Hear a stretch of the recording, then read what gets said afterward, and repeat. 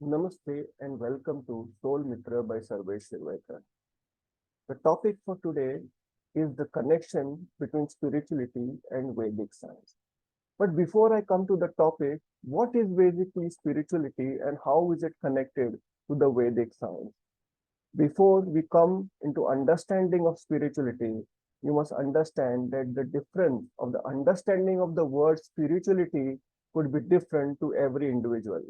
Spirituality, in my own understanding, is the awakening of your own soul, which may take place in a strange and miraculous way.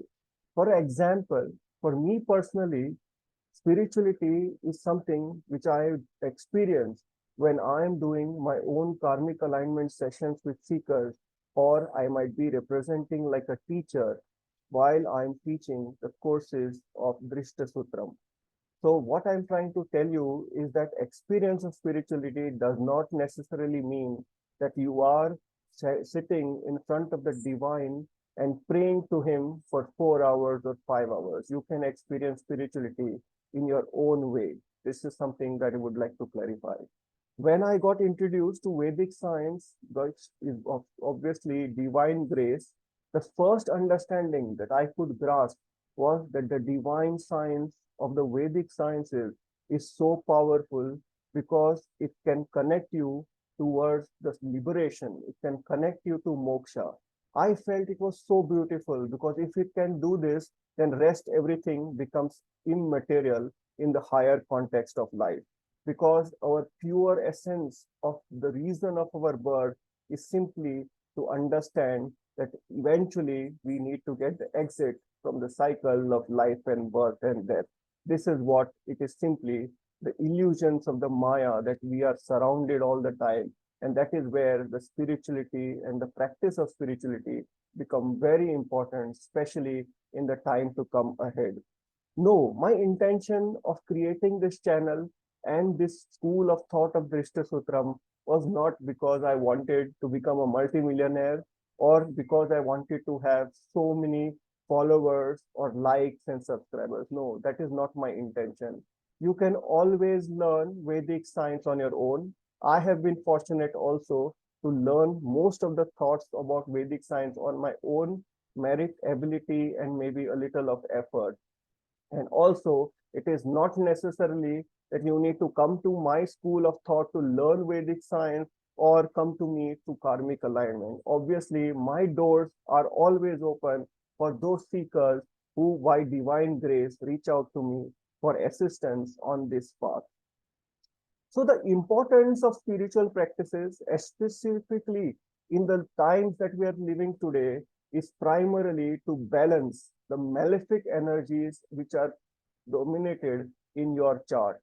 No, any planet is not positive or negative. I am not trying to scare you on any context, but remember there are always two sides of the coin.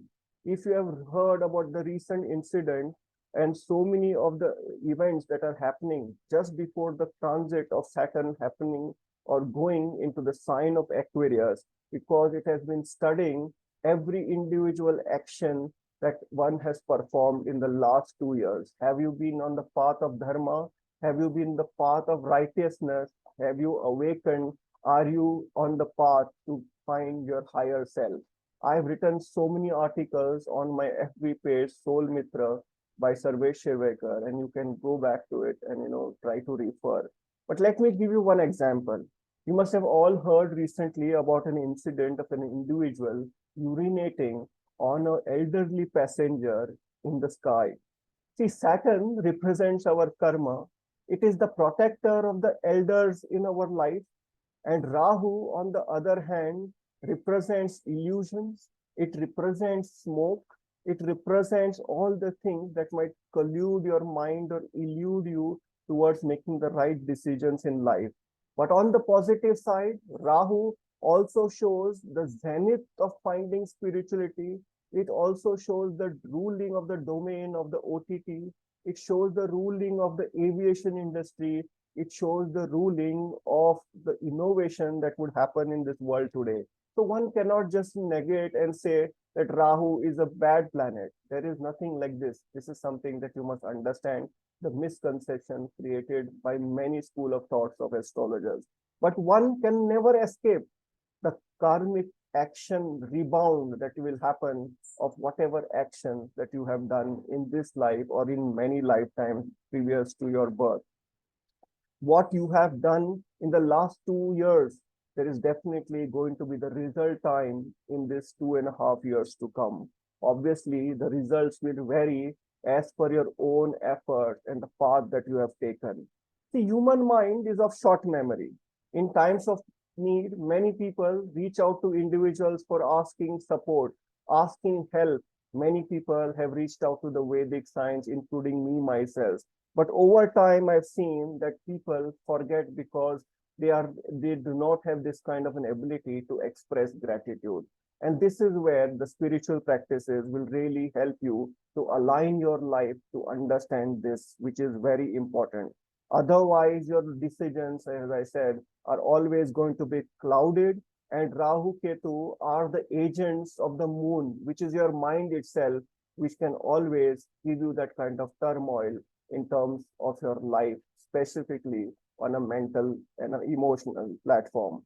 So remember that when we falter as human beings, then the karmic actions by Saturn and the representation of Jupiter, which is the righteousness, which is the guru, will definitely come into play, and they have to protect in terms of the overall dharma and righteousness toward life. 2023 is a very important year on this account, and it will unfold a lot of events in each and every one's life, because Saturn is now in his Mool Trikon sign beginning 17 January 2023.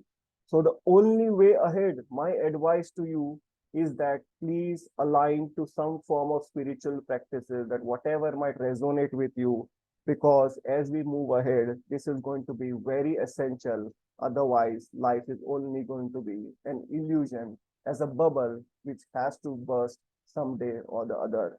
Thank you for watching this video, and my best wishes to you and your family for the year ahead and for the decade to come. Stay righteous, stay in the shadow of the divine. Om Namo Bhagavate Vasudevaya.